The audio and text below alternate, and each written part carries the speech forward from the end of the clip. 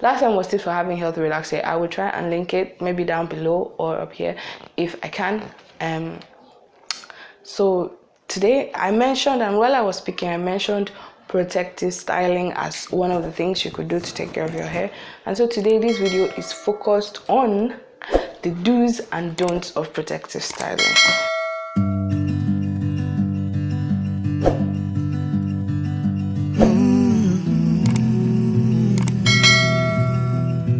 Hi guys, welcome back to my channel. My name is May. If you're new here, thank you for deciding to check out this video. Hope you decide to subscribe.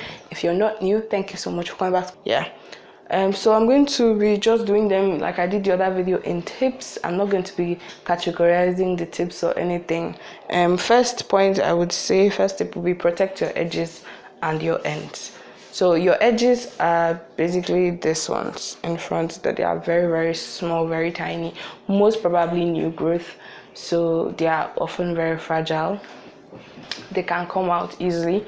And your ends obviously are like the ones that are around this area. So whatever style you do, you have to ensure that your ends are tucked away so that they don't break, because they are more susceptible to breakage. So you have to make sure that your ends are tucked away. This one is regardless of whether you have natural or relaxed hair. Just make sure that your ends are tucked away. Change styles, but not too often, okay? You have to carry for like 3 weeks to a month before you change it. That's what I feel, because you're not supposed to be manipulating your hair. Loosening it and getting another one, loosening it and getting another one, that's manipulation. That's going to cause your hair to be damaged, or to cut, or to shed, or whatever. Next one will be, don't pull too tight. So if you remember in my other video that I'm going to link, obviously, I said you should go to a professional.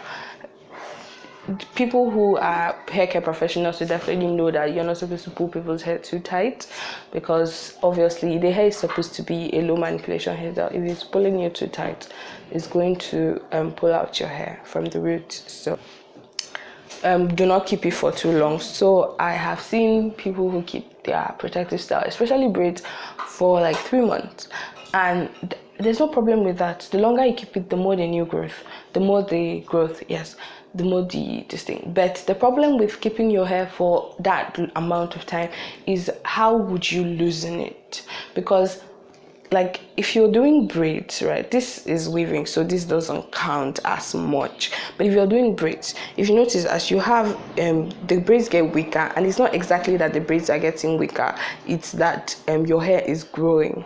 So there will be that space between your scalp and the where the braid, you know, this used to be here before, like at your scalp, but now your hair has grown, so it has shifted a little bit. It will start twisting. You notice that you can now easily twist it around. When you do that, that causes tangling. Also, knots can form at that point where the braid was joined to your hair, where the attachment or the extension will join to your hair. Knots can form at that point too, and also cause tangling. And tangling, if you cannot detangle very well, tangling will obviously result in breakage. So that's why I would say I have a problem keeping it for as long as 3 months. 2 months is okay, but 3 months, that's too much. Just the taking down process is what would cause your hair to break. If you don't take it down properly, it will break your hair. Okay, cleanse as often as possible. So this goes for if you're keeping your protective style for like 3 weeks to a month or 2 months. You have to clean it at least every week or every 2 weeks. You know, for me, if I'm cleaning my braids, I use mentholated spirit and water and a cotton wool or something like that. Just clean the parts one by one, and then when you are done, moisturize it. Add some form of hair oil, moisturizer or something, so that it will look fresh and it won't smell. That will get rid of all the smells, get rid of all the dirt, because your hair is just like your body. After some time, there's dirt on it. Okay, that's it. That's how I do mine. It's very simple. If you do want me to show you that routine of how I clean my hair, I can do that too. I can. Next tip would be avoid too much manipulation. So that just essentially means don't over do the whole styling thing, you know, especially in the beginning part, even towards the end when the hair has begun to twist and tangle. This one is for before you do the hair. Do a pre-treatment. I feel like I talked about treatment in the last video, the tips for healthy relaxed hair, and it's basically the same thing. Just do a treatment before you get the hair done. Oh, this one is very, very important. I don't know what number this tip is. I'm pretty sure we are like 5 or 7. This tip is really, really important. Is never sleep without a protective cover. Never sleep without protecting your hair. So I'm actually guilty of this a lot, especially when I carry hairs like this, that I can just do this and then go to sleep and it won't disturb me while I sleep.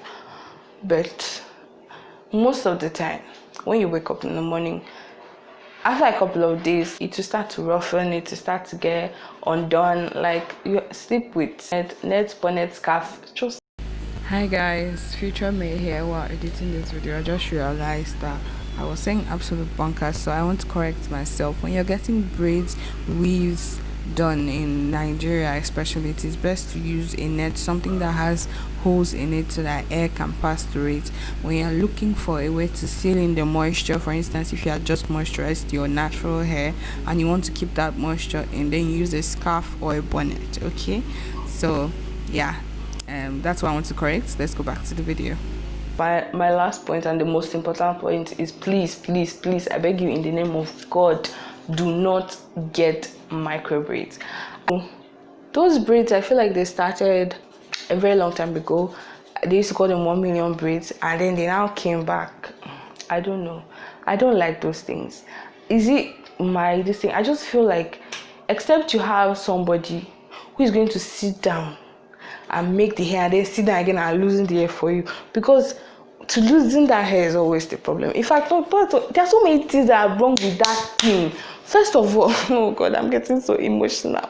First of all, if you carry one strand of hair, it is more likely to remove than when you carry 15 or 20 or 60 strands of hair, okay, or 100. So if they pick this, like this is the size of the hair that they are braiding, it's less likely to come off than when they pick just one strand. That's micro braids is the equivalent of picking one strand or 30 strands of hair. Won't it come out? No, won't it come out? Oh jeez, how are you going to loosen it? We can pay them to loosen it. Even those people in the salon, they also want to do and go home, so they will still use. Next you know, your hair is having patches, bald spots everywhere, and you're not like, what should I do to prevent hair loss? I went off on that last point, but you get my drift. Okay, so that is the end of this video. I hope you liked it.